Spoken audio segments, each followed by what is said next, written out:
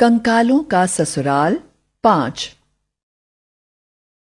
राजकुमार से विवाह करके सुकन्या ने अपनी नई जिंदगी शुरू करी, पर राजकुमार के माता पिता के कारण सभी कंकाल फिर जिंदा हो गए और उन्होंने सुकन्या का अपहरण कर लिया। राजकुमार ने उसे बचाने के लिए उससे संपर्क साधा। अब आगे।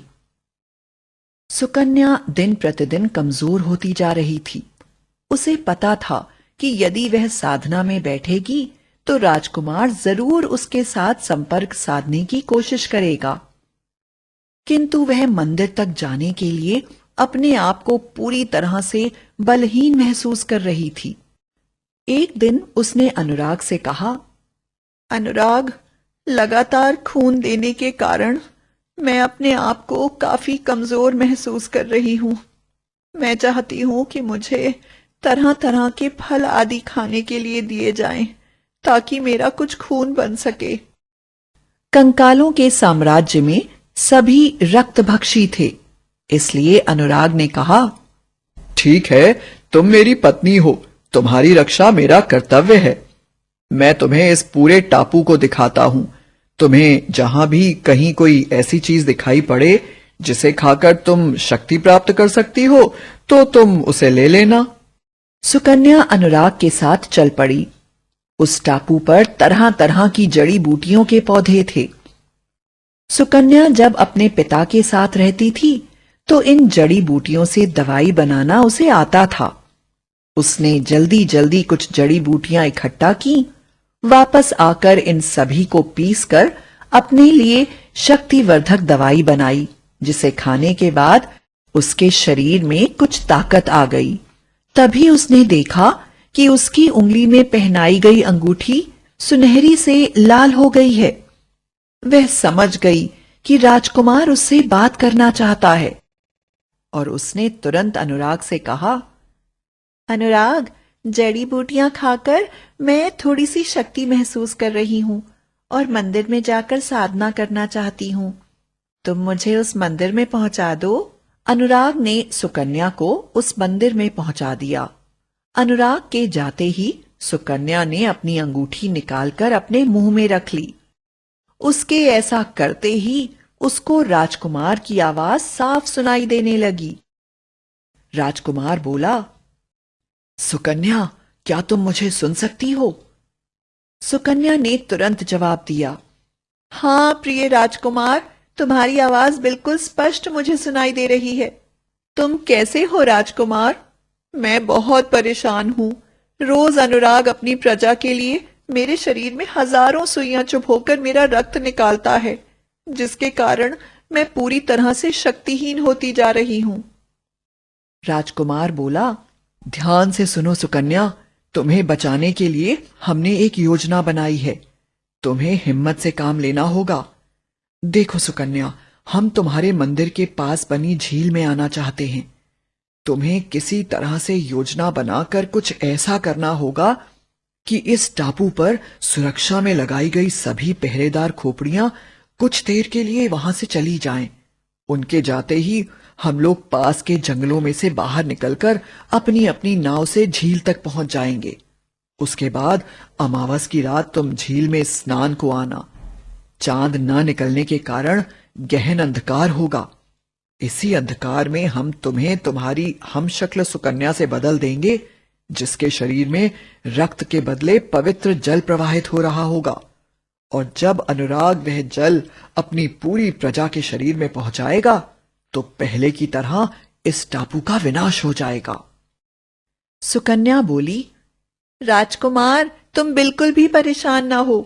अमावस एक हफ्ते बाद आने वाली है। मैं अनुराग से कहूंगी कि मैं विशेष अनुष्ठान करना चाहती हूँ और उस अनुष्ठान के बाद मैं सभी को अपना रक्त देना चाहती हूँ। इस रक्त से खोपड़ियां अमर हो जाएंगी। साधना से पहले स्नान करने के बहाने मैं झील में चली जाऊंगी और तुम मेरी हमशक्ल के साथ मुझे बदल देना। अनुराग सुकन्या की बात सुनकर बड़ा ही प्रसन्न हुआ और बोला, ठीक है सुकन्या, ऐसा ही करो। मैं अमावस की रात तैयार रहूंगा। अब सुकन्या अनुराग का पहले से भी ज्यादा ध्यान रखने लगी। वह खून देने के लिए एक बार भी मना नहीं करती और अपने द्वारा बनाई गई जड़ी बूटियों को खाकर हमेशा ताकतवर बनी रहती। एक दिन वह अनुराग से बोली, प्रिय अनुराग, तुम मुझ पर कितना विश्वास करते हो और मेरी हर बात मानते हो। इसलिए मैंने सोचा है कि मैं क्यों ना अपनी प्रजा के लिए एक विशेष अनुष्ठान करके अपने रक्त को सर्वश्रेष्ठ और सबसे ज्यादा बलशाली बना लूं। यह अनुष्ठान मैं आने वाली अमावस को करूंगी। ऐसा करने के बाद जब मैं प्रजा को अपना रक्त दूंगी तो हमारी प्रजा हमेशा के लिए अमर हो जाएगी। सुकन्या की बात सुनकर अनुराग बहुत खुश हुआ और उसने अपनी प्रजा को जाकर यह बात बताई।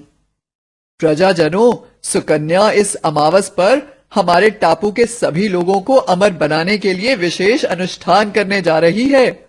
मैं आप लोगों के साथ अनुरोध करता हूं कि आप सभी लोग अपने पूरे परिवार के साथ रक्तदान की जगह पर इकट्ठे हो जाएं। सभी लोग जोर जोर से सुकन्या की जय जयकार करने लगे। धीरे धीरे अमावस का दिन आ गया। अनुराग ने मुनादी पिटवा दी, सभी को आज रक्तदान मैदान में इकट्ठे होना है और साधना से शक्तिशाली बने हुए उनके रक्त की एक एक बूंद इस टापू को अमर करने के लिए होगी। इस अवसर को कोई भी ना छोड़े। धीरे धीरे रात होती जा रही थी। आखिरकार सुकन्या ने अनुराग से मंदिर चलने को कहा। रास्ते में सुकन्या अनुराग से बोली, अरे अनुराग, हमारी सैनिक खोपड़ियों को सबसे पहले अमर होने की जरूरत है, क्योंकि यह रात दिन हमारी सुरक्षा के लिए यहाँ रहती हैं।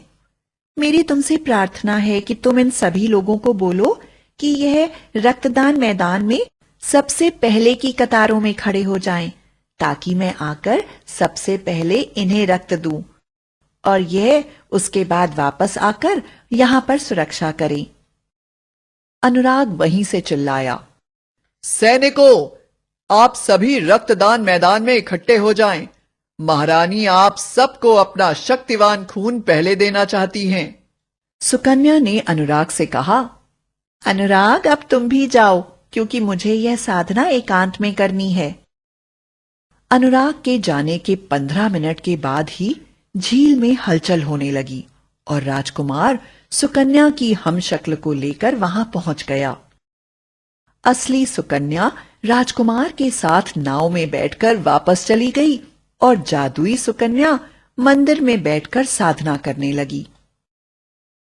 कुछ देर के बाद ही अनुराग वहां आया और सुकन्या को लेकर रक्तदान शिविर में पहुंच गया।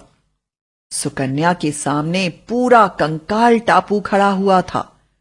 सब सुकन्या की जय जयकार लगा रहे थे।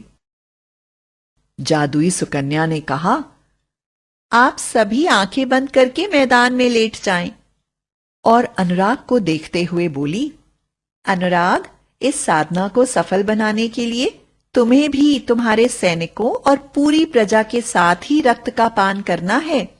इसलिए इस बार तुम मेरे शरीर में हजारों नहीं बल्कि लाखों सुइयों का प्रवेश कराओ। आंखों को बिना खोले, बिना एक भी शब्द बोले इस रक्त की शक्ति को धैर्यपूर्वक अपने शरीर में लो। सैनिकों ने जादुई सुकन्या के शरीर में लाखों सुइयां डाल दी और फिर उनमें लगी नलियों से जादुई सुकन्या के शरीर में प्रवाहित गंगा जल एक साथ सभी के शरीर में प्रवेश कर गया और देखते ही देखते सभी के शरीरों में आग लग गई। गंगा जल ने सभी को मुक्त कर दिया था। चारों तरफ से हड्डियों के जलने की आवाज आ रही थी। धुआं ही धुआं फैला हुआ था। सिर्फ एक ही आवाज थी जो गूंज रही थी, और वह थी जादुई सुकन्या की आवाज, जो कि जोर जोर से हंस रही थी।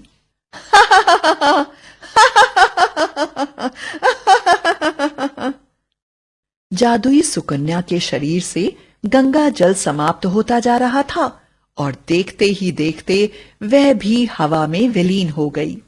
और इस तरह राजकुमार और सुकन्या ने तांत्रिक की मदद से हमेशा के लिए इस टापू से मुक्ति पा ली और सुकन्या राजकुमार के साथ एक खूबसूरत जीवन जीने लगी।